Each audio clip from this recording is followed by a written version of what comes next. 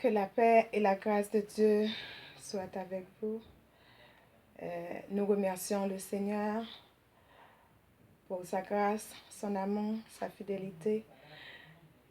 Il nous a su supporter.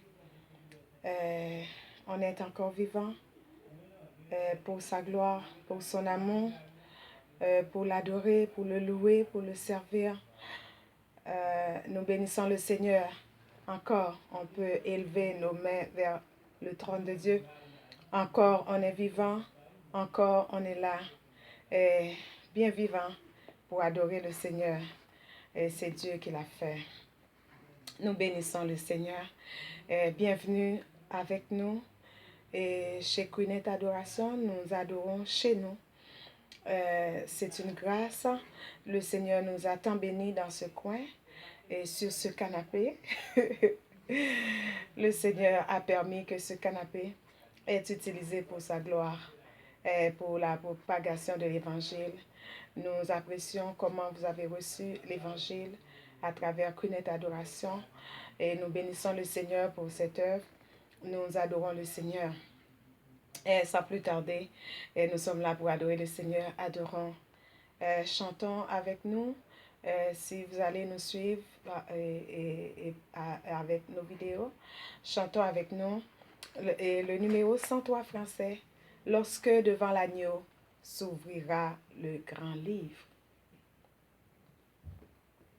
Lorsque devant l'agneau s'ouvrira le grand livre, où sont inscrits les noms des coupables absous. Dans le ciel où jamais nous aurons droit de vivre, sous le regard de Dieu, le repos sera doux. Serez-vous avec nous au divin rendez-vous? Serez-vous avec nous au divin rendez-vous? Nous serons tous assis à la table du Maître, jouissant du bonheur des amis de l'époux. Comme il nous a connus, nous pourrons le connaître. Sous le regard de Dieu, l'amour sera bientôt. Serez-vous avec nous au divin rendez-vous? Serez-vous avec nous au divin rendez-vous? Du revoir éternel, nous connaîtrons les charmes pour ne plus les quitter. Nous nous retrouverons tous, les amis dont la mort nous coûte tant de larmes. Sous le regard de Dieu, le revoir sera doux. Serez-vous avec nous au divin rendez-vous? Serez-vous avec nous au divin rendez-vous? Serez-vous avec nous au divin rendez-vous? Serez-vous avec nous au divin rendez-vous? Prions. Éternel, notre Dieu, notre Père, nous te disons merci. Merci, Seigneur Dieu Tout-Puissant, pour Jésus que tu nous as donné, Père. Merci pour le salut à travers Jésus-Christ, notre Seigneur, notre Sauveur. Merci pour le ciel que tu nous as ouvert par Jésus-Christ. Merci, ô Dieu vivant, pour tout ce que tu as accompli dans notre vie depuis notre existence jusqu'à nos jours. Merci Seigneur pour tous tes bienfaits. Merci pour les bontés que tu as renouvelées et pour nous, Père, en ce matin même. Merci pour la vie éternelle que tu nous donnes. Et merci Seigneur pour la vie dans ce corps.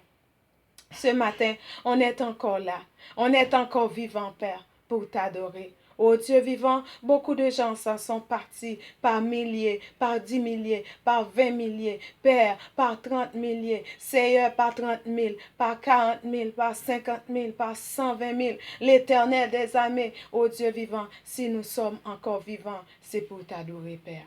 Pour te louer et te servir, ô Dieu vivant, nous t'adorons, Père. Ce matin, tu nous donnes encore notre voix. Tu nous donnes encore, Seigneur Jésus de Nazareth, nos organes. Tu nous donnes encore, Seigneur, nos mains pour élever vers toi, Seigneur, pour t'adorer. Nous voulons t'adorer ce matin. Nous sommes encore vivants, comme dit toujours une servante, ou vivant encore, ou là toujours.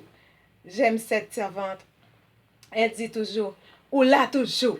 Ou là toujours, ou vivant toujours en créole, ou vivant toujours. Et ça veut dire qu'on est encore en vie en français. Ça veut dire que tu vis encore, que tu peux encore utiliser tes membres pour marcher. Tu peux encore utiliser tes poumons pour respirer. C'est pas avec des masques et des intubations que tu respires. C'est pas toi-même. Tu es encore vivant et tu es encore autonome, tu es encore indépendant, tu peux encore tout faire par toi-même. C'est une grâce. C'est quand on est malade qu'on réalise tous les cadeaux, toute la grâce de Dieu. C'est quand on n'est pas capable, quand on n'a pas ses deux mains, quand on n'a pas ses yeux, quand on ne peut pas respirer par soi-même ses poumons. C'est alors qu'on voit que les poumons que l'Éternel a placés dans notre dos, c'est un cadeau extraordinaire. C'est quand on n'est pas capable de manger. C'est quand on n'est pas capable de se nourrir soi-même. On n'est pas capable de prendre une cuillère pour porter à notre bouche. C'est à ce moment-là qu'on comprend les petits gestes de chaque jour. Ce sont des grâces spéciales. Père, nous t'adorons. Nous te louons. Nous t'exaltons. Gloire à Dieu. Merci Seigneur. Merci Seigneur. Si vous nous suivez, prenez votre Bible avec nous. Nous allons lire ensemble dans l'Apocalypse 20. C'est là que ce matin, l'Esprit de Dieu m'avait poussé pour lire.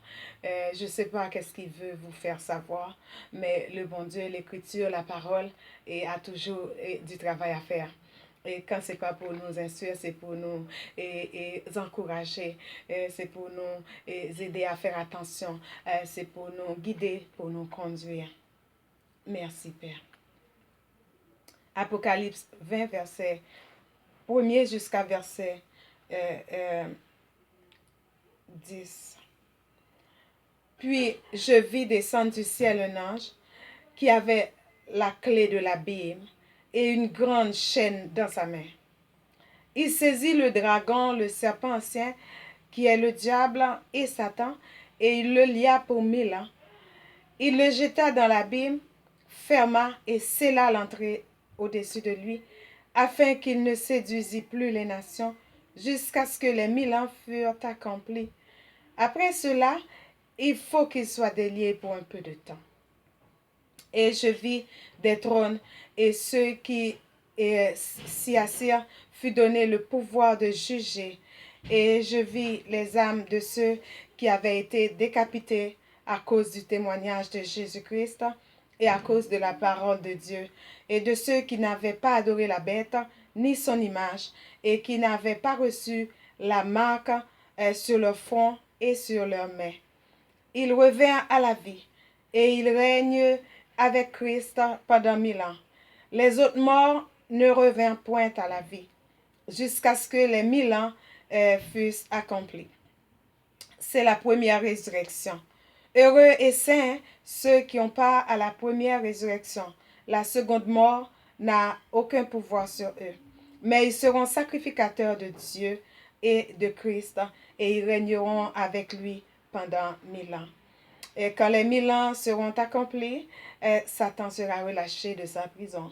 Et il sortira pour séduire les nations qui sont aux quatre coins de la terre, Gog et Magog, afin de les rassembler pour la guerre. Leur nombre est comme le sable de la mer. Et ils montèrent sur la surface de la terre, et ils investirent le camp des saints et la ville bien-aimée. Mais un feu descendit du ciel et les dévora.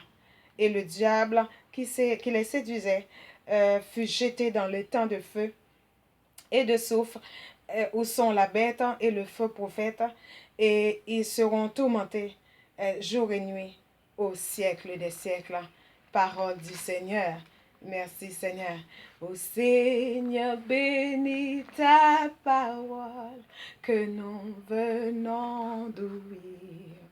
Ne permets pas qu'elle s'envole de notre souvenir, de notre souvenir. Adorons avec nous dans Réveillons-nous 59 français. Dieu Tout-Puissant, Dieu de ma délivrance. Dieu Tout-Puissant, Dieu de ma délivrance, je mets en toi toute mon espérance. Les grosses eaux débordent en fureur. Soutiens, ô Dieu, soutiens mon faible cœur. Les grosses eaux débordent en fureur. Veille sur moi, soutiens mon faible cœur. Ah, quel ami pourrait sur cette terre me consoler dans ma misère amère? Où donc aller si ce n'est point à toi? Toujours, Seigneur, tes bras s'ouvrent pour moi. Où donc aller si ce n'est point à toi? Tes bras, Seigneur, s'ouvrent toujours pour moi. Le malheureux qui dans son infortune s'adresse à toi, jamais ne t'importune. Allez à lui, travailler et chercher. Vous reviendrez guéris et soulagés. Allez à lui, travailler et charger. Vous reviendrez guéris et soulagés. Allez à lui, travailler et charger. Vous reviendrez guéris et soulagés. Allez à lui, travailler et charger. Vous reviendrez guéris et soulagés. Si je n'avais cette foi consolante, je trouverais chaque peine accablante. Mais puisque Dieu m'a prêté son secours, il n'est pour moi plus de fardeau trop lourd. Mais puisque Dieu m'a prêté son secours, il n'est pour moi plus que fardeau trop lourd. Puisque Jésus m'a prêté son secours, il n'est pour moi plus de fardeau trop lourd. Puisque Jésus m'a prêté son secours, il n'est pour moi plus de fardeau trop lourd. Allez à lui, travailler et charger, vous reviendrez guéris et soulagés. Allez à lui, travailler et charger, vous reviendrez guéris et soulagés. Mais puisque Dieu m'a prêté son secours, mais puisque Dieu m'a prêté son secours, mais puisque Dieu m'a prêté son secours, mais puisque Dieu m'a prêté son secours, allez à lui, travailler et charger. Allez à lui, travailler et charger. Allez à lui, travailler et charger. Vous reviendrez guéris et soulagés. Alléluia! Gloire à Dieu. Nous envoie ce matin des vœux de guérison pour tout un chacun qui est malade, spécialement pour notre neveu qui est malade. Nous lui envoyons ce matin des vœux de guérison. Notre nièce aussi, nous envoyons à elle ce matin des vœux de guérison à notre Dieu. Il est un Dieu grand, il est un Dieu fort, il est un Dieu qui guérit, il est un Dieu de miséricorde. Il fait des prodiges. Alléluia, gloire à Dieu. Si nous, on est encore vivants, on adore le Seigneur, c'est que notre Dieu, il fait des prodiges, gloire à Jésus. Il fait des prodiges. Il fait des prodiges. Il fait des prodiges. Bénisse son nom. Bénissez l'Éternel pour tout ce qu'il a fait pour moi. Bénissez son nom. Il a fait de grandes choses. Notre Dieu a fait beaucoup pour nous. Et quand vous nous voyez ainsi, nous ne le faisons pas par intérêt. On est déjà payé. Le ciel nous a déjà donné tout ce dont nous avions besoin. Il nous a donné la paix, la vie, et il nous a donné beaucoup d'autres choses encore. Il nous a assez nourris, nous avons amplement de nourriture pour aujourd'hui. Alléluia. Demain, c'est pas à nous. Nous avons assez de santé pour aujourd'hui, pour adorer Dieu. Et nous avons encore un toit sur notre tête et aujourd'hui. Et nous avons aujourd'hui la paix de Jésus. Et qu'est-ce qu'on a besoin de plus? On n'a pas besoin de rien de plus. Et le Seigneur, aujourd'hui, nous a donné assez d'argent pour pouvoir aller acheter qu'est-ce qu'on veut. Seigneur, nous te bénissons. Notre vie est aujourd'hui. Pour la méditation du jour, cherchez dans 2 Timothée, chapitre 3, verset 1er. On va lire jusqu'à ce qu'on s'arrête. Sache que dans les derniers jours, il y aura des temps difficiles, car les hommes seront égoïstes, amis de l'argent, fanfarons, hautains, blasphémateurs, rebelles à leurs parents, ingrats, irréligieux, insensibles, déloyaux, et calomniateurs, intempérants, cruels, ennemis des gens de bien, traîtres, emportés, enflés d'orgueil, aimant le plaisir plus que Dieu, ayant l'apparence de la piété, mais reniant ce qui en fait la force. Éloigne-toi de ces hommes-là. Et que le Seigneur daigne bénir cette parole pour l'édification de tout un chacun qui va écouter cette parole. Chers amis, nous sommes contents aujourd'hui. Le Seigneur nous a donné la vie. Je ne suis pas prophète de malheur, mais la Bible nous dit dans les derniers temps, il nous a demandé de faire attention parce que les temps seront difficiles. Les temps seront difficiles. Le monde, les hommes étaient déjà égoïstes. Ils deviendront de plus en plus égoïstes. Vous voyez, avec cette pandémie, tout le monde, il marche loin des autres. Ils disent distanciation physique et sociale. Dans les temps difficiles, ce sera encore pire. Ce qui est à quelqu'un va être à cette personne-là. Et le partage sera très difficile. Et l'amour sera... c'est très difficile de trouver un vrai amour. Ça va être très difficile pour les gens de ce monde parce que le diable, il agit dans ce monde qu'il a tant séduit, qu'il a tant maîtrisé.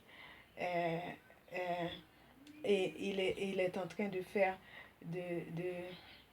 d'exercer ces dernières idéologies Et il va venir avec tout ça, avec l'égoïsme. Les gens, ils aimeront et ils vont être comme, ils aimeront beaucoup l'argent. C'est l'argent qui va compter.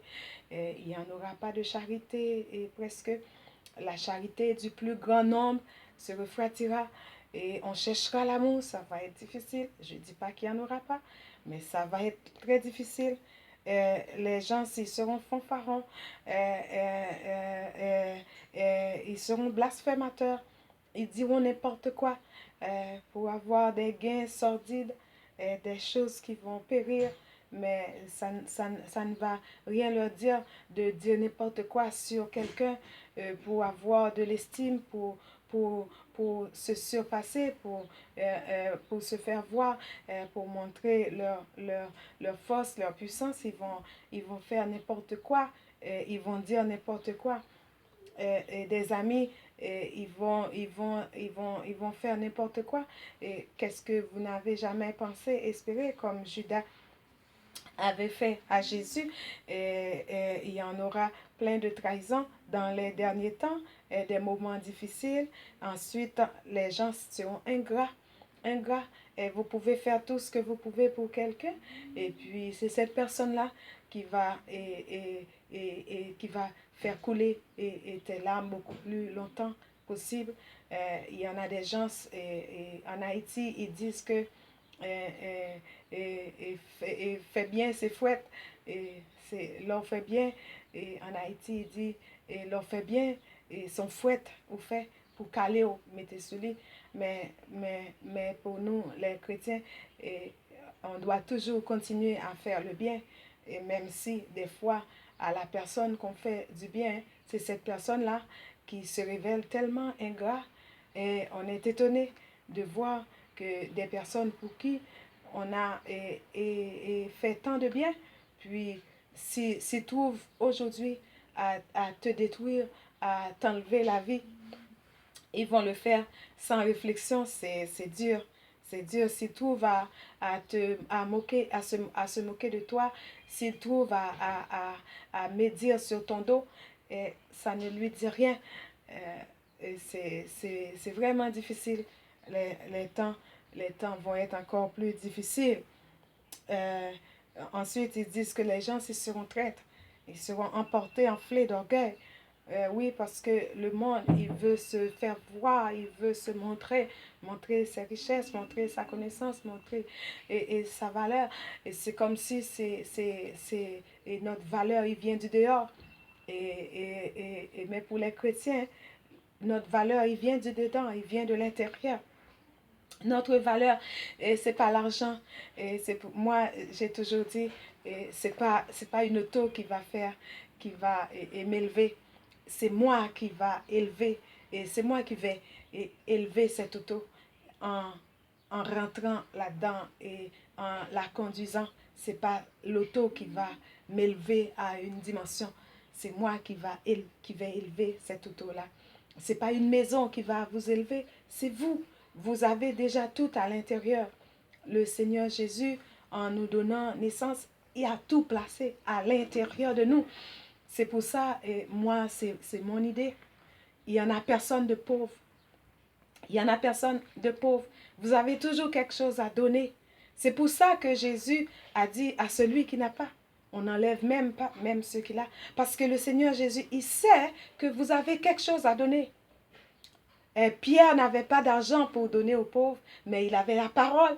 Il avait la parole de Dieu. Il disait aux pauvres, j'ai pas d'argent pour vous donner, mais lève-toi, va et marche. Et des fois, on peut ne pas avoir d'argent à donner.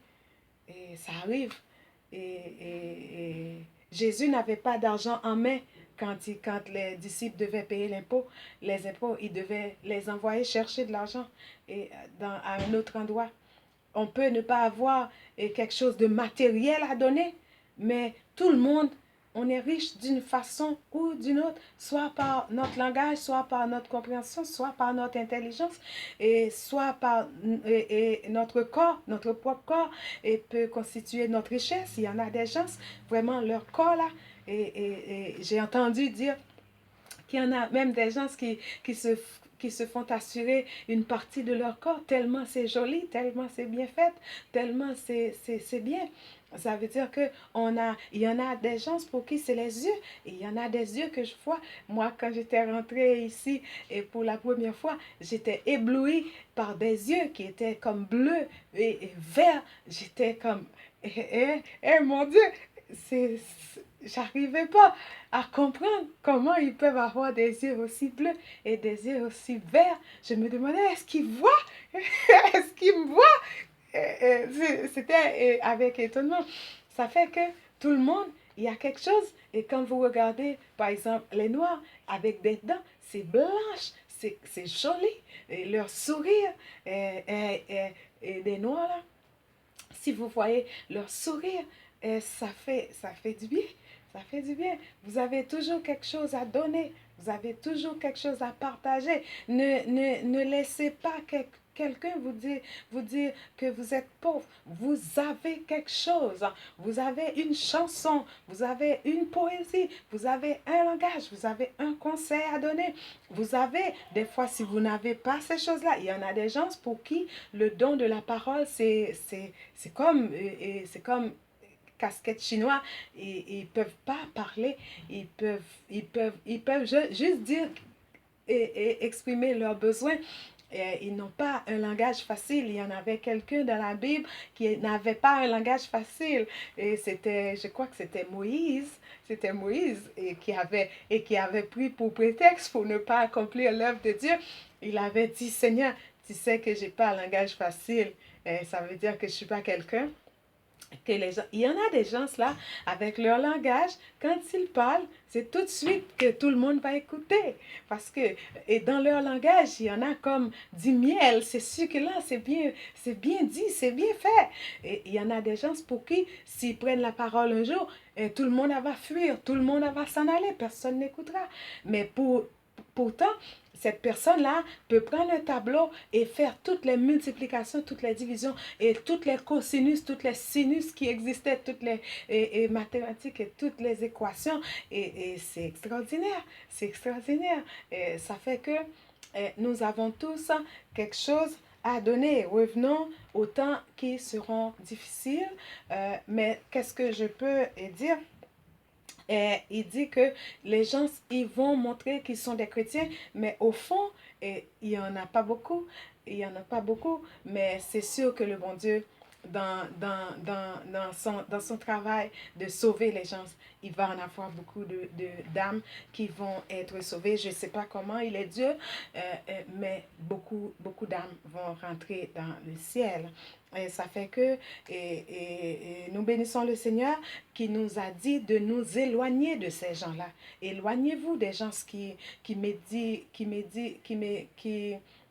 pratiquent la médisance. Vous appelez quelqu'un au téléphone, parlez de ce que vous avez besoin avec la personne et n'allez pas parler sur le dos d'une troisième personne. Dès que vous êtes en train de parler sur une troisième personne, c'est sûr que c'est pas tout le temps que vous allez dire des choses de bien sur cette personne-là. Évitez et les péchés que vous pouvez vraiment éviter, que vous savez que c'est mauvais et que le bon Dieu, il va être avec vous. Et évitez aussi de vous comporter comme le monde. Et soyez satisfait avec ce que Dieu vous a donné. Le Seigneur vous a donné votre visage. Soyez satisfait avec. Moi, je suis bien contente du mien. Ça me fait bien, c'est moi ça, c'est moi. Et si vous êtes content de me voir, c'est bien. Vous n'êtes pas content de me voir, ben allez voir d'autres visages. Il y en a d'autres visages. Il y en a des visages jaunes, il y en a des visages rouges, il y en a des visages noirs, il y en a des visages carrés, il y en a des visages ronds. Il y en a pour tous les goûts. Il y en a pour tous les goûts. Si vous ne voulez pas me voir, ben va voir une autre personne. Le Seigneur en a tellement créé et ses œuvres sont tellement innombrables. Et le Seigneur, il ne va pas te forcer à voir une seule personne, à être confiné avec une seule personne. Et le Seigneur aussi, à travers toutes les réseaux, nous a donné beaucoup plus d'opportunités d'adorer, de louer, de chercher Dieu avec qui on veut, avec qui on se sent bien. C'est extraordinaire. C'est extraordinaire. Et la bonne nouvelle pour aujourd'hui, c'est pour les chrétiens de s'éloigner de ces gens-là. Et il y en a même des païens qui ne connaissent pas Dieu, mais qui ont un tempérament, un comportement prudent, sage. Et des fois, là, le Seigneur vraiment les félicite parce que le Seigneur, des fois, il dit que des fois, là, et les païens font mieux que nous et dans leur comportement. Il y en a des choses que les païens, ils ne vont pas faire. Et nous, les chrétiens, on ne peut pas vraiment avancer dans l'égoïsme. Tout ce que j'ai, c'est pour moi. Tout ce que j'ai, tout ce que je possède, c'est pour moi. Et apprenez à partager, apprenez à aimer ce que... Et c'est pas le fait de partager, de donner de l'argent. Et quand vous en avez trop, c'est pas... Je dis pas que c'est pas bon, c'est toujours bon donner. Mais c'est pas quand c'est pas quand vous avez trop que vous devez donner. Vous devez donner quand, quand vous sentez que l'autre personne en a besoin.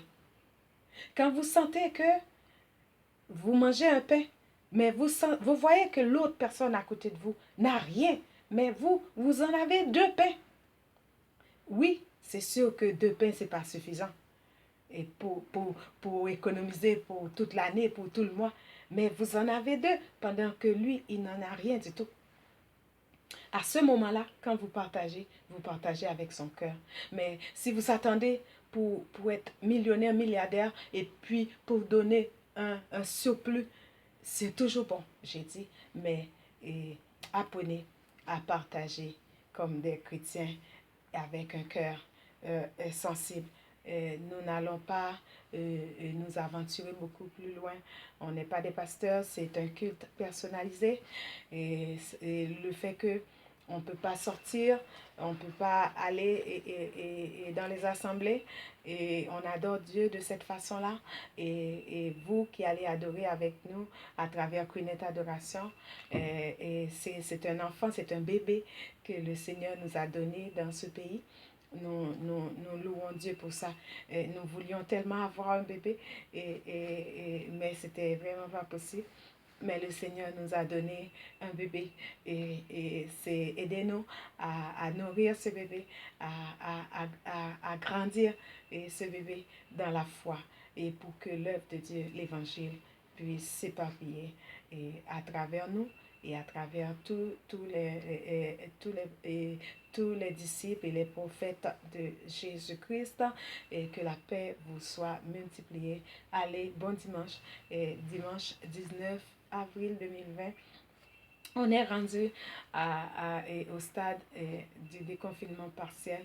Le Seigneur en a fait ça et nous louons le Seigneur pour ça et nous espérons que Dieu saura prendre soin de nous car il l'a toujours